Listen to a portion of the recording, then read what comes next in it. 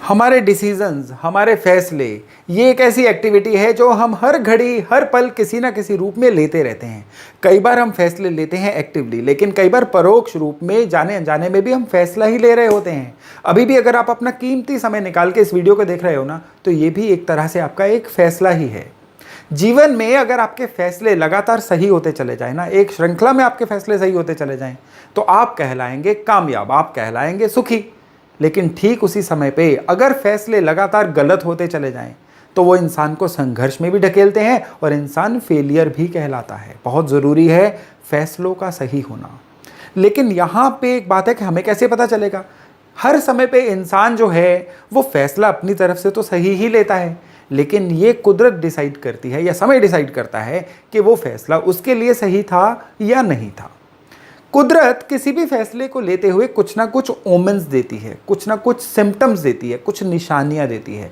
अगर आप उन निशानियों को फॉलो कर लें तो आपको बहुत अच्छे से बहुत हद तक पता चल सकता है कि ये फैसले आपके फेवर में हैं या नहीं हैं। तो आज के वीडियो में हम यही चर्चा करने वाले हैं कि किस तरह से इन ओमेंस को पहचाना जाए, इन निशानियों को, इन इशारों को पहचाना जाए, ताकि आपके जो बड़े फैसले हैं ना, जो जीवन को बदल सकते हैं, वो सही हो जाएं। तो चलिए आज का वीडियो शुरू करते हैं। नमस्कार, मेरा नाम है योगेश शर्मा। स्वागत है आपका happy life with Yogesh Sharma में। और दोस्तों, इस वीडियो में आगे बढ़ने से पहले एक विनम्र निवेदन कि अगर अभी तक आपने इस चैनल को सब्सक्राइब नहीं किया है ना, तो कृपया सब्सक्राइब जरूर करिएगा और बेल बटन दबाना ना भूलिएगा। देखिए, फैसले कई तरह के हो सकते हैं। किसी के लिए शादी करने का फैसला और किसी के लिए शादी न करने का फैसला, कहीं पे नौकरी के लिए अप्लाई करने का फैसला, कहीं नौकरी छोड़ने का फैसला, कहीं कोई नया व्यापार शुरू करने का फैसला, कहीं नया मकान लेने का फैसला और कभी मकान बेचने का फैसला, जीवन साथी से को चुनने का फैसला या उससे अलग हो जाने का फैसला, फैमिली को एक्सपेंड करने के लिए, चाइल्ड बर्थ के लिए एक डिसीजन मेकिंग, या फिर एक ऐसा डिसीजन कि अभी फैमिली को एक्सटेंड नहीं करना है, अवॉइड करना है। हर घड़ी हर पल कोई ना कोई फैसला हम ले ही रहे होते हैं। हमेशा इसमें आपने कुछ ओमेंस का ख्याल रखना है। इसमें पहला तो आपका नासिका का जो ओमेन है ना, इसका बहुत ज़्यादा ख्याल रखिएगा। किस तरह से? हमारे हमेशा नाक जो है ना, आप कभी भी प्रैक्टिकली नोट करिएगा, लेफ्ट नोज या राइट नोज, इनमें से कोई एक ही ज़्यादा चल रहा होता है। यहाँ पे बहुत ध्यान देने लायक बात है कि जो लेफ्ट नोज है ना, ये चंद्रमा द्वारा कंट्रोल होता है और राइट नोज जो है ये सूर्य द्वारा कंट्रोल होता है। चंद्रमा इमोशंस के कारक है, सूर्य नतीजों के कारक हैं, सूर्य काम को कर देने के या रास्ता दिखाने के, आपको सॉल्यूशन देने के कारक हैं। कभी भी आप कंफ्यूज हो रहे हैं ना, तो उस समय पहले तो आप नासिका देखिए। अगर तो आपका लेफ्ट नोज चल रहा है, एक को दबा के आप सांस लेके देखिएगा, आपको पता चल जाएगा कि कौन सा नोज चल रहा होता है। अगर लेफ्ट नोज चल रहा होगा तो उस समय ज्यादातर आपके फैसले हो सकता है कि इमोशन बेस्ड फैसले हो, भावनाओं में बह जाने वाले फैसले हों। लेकिन अगर आपका राइट नोज उस समय बहुत अच्छे से चल रहा होगा तो वो बड़े प्रैक्टिकल फैसले होंगे, सॉल्यूशन ओरिएंटेड फैसले होंगे और उस फैसले का अपनी फिनिशिंग पे, अपने अंजाम पे पहुंचना बहुत ज़्यादा संभावना बन जाएगी। तो ये एक आपके लिए मुहूर्त का भी काम कर सकता है या आपके लिए एक सिग्नल का भी काम कर सकता है। तो एक तो हो गया आपका नासिका से एक प्रेरणा लेना या उसको एक निशानी के तौर पे यूज करना। दूसरे, आपको सबसे पहले अपने बर्थ चार्ट में राहु का ध्यान रखना है। जिन भी लोगों के राहु मीन राशि से जुड़े होते हैं या राहु 12वें घर से जुड़े होते हैं या 12वें घर पे राहु की कोई दृष्टि भी होती है ना, उनको सूर्यास्त के बाद कोई भी बड़ा फैसला नहीं लेना है। किसी ऐसे इंसान से मीटिंग भी रात को नहीं करनी है जो मीटिंग किसी ना किसी फैसले में कन्वर्ट हो, क्योंकि वो फैसला जो होगा ना, वो उनके लिए पेन ज़्यादा लेके आएगा और रिजल्ट जो है वो कम लेके आएगा। आपकी दशा अंतर दशा कौन सी चल रही है ये भी मैटर करता है, और विशेष तौर पे आप जो भी फैसला ले रहे हैं ना, आपके उस फैसले से जुड़े हुए घर को कौन सा प्लैनेट देख रहा है, ये बहुत मैटर करता है। ये मैं आपको एक छोटी सी उदाहरण के माध्यम से बताता हूँ। सपोज करिए एक इंसान नौकरी को छोड़ के अब एक अपना बिजनेस शुरू करना चाह रहा है। ठीक उसी समय पे उसका जो काम कारोबार करियर का जो 10वां घर होता है बर्थ चार्ट का, वहाँ से राहु गुजर रहे हैं, 18 महीने के लिए गुजरेंगे उस घर से, या बर्थ चार्ट में भी राहु जो है उस घर को प्रभावित कर रहे हैं, या तब क्या होगा, ये इंसान लगातार संशय में रहेगा, मैं छोड़ूं कि ना छोड़ूं, करूं कि ना करूं, लगातार वो इंसान डरता रहेगा।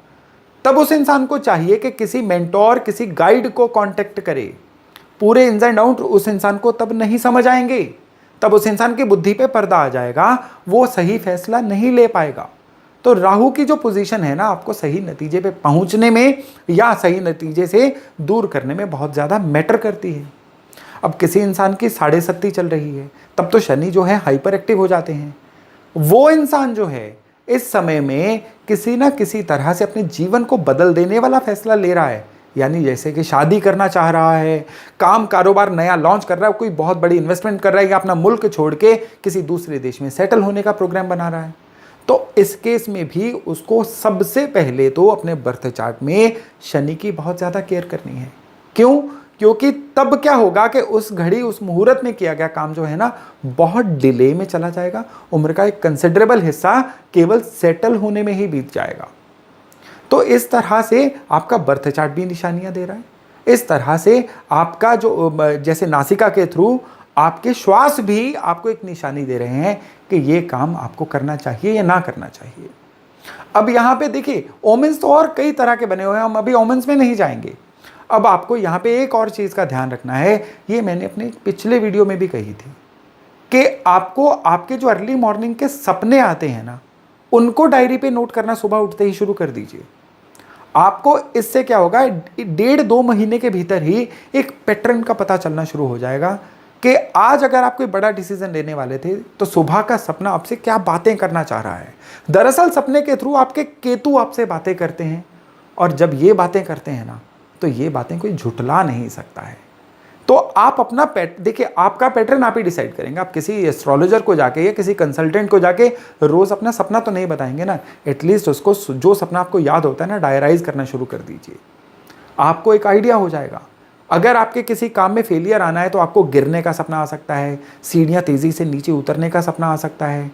ठीक उसी समय पे अगर आप किसी काम में ऊंचाई पाना चाह रहे हैं या वो फैसला आपका सही होने जा रहा है ना, तो केतु आपको सपने के माध्यम से ही कोई खुशनुमा एहसास दे सकता है। और ये बहुत ज़्यादा होता है। अमावस या पूर्णिमा पे ये पैटर्न बहुत ज़्यादा देखने को मिलता है। और अमावस पूर्णिमा से ही अब मैं आपको एक लास्ट पैटर्न बता रहा हूँ कि कभी भी बस एक शनि की विशेष पोजीशन होती है, उसके अलावा कभी भी अमावस वाले दिन या चतुर्थी, नवमी और चतुर्दशी, ल्यूनर मंथ की 4, 9 और 14 तिथियाँ, इनमें कोई भी नया काम या नया फैसला मत करिएगा, उसके फेल होने के आसार बहुत ज़्यादा बन जाते हैं।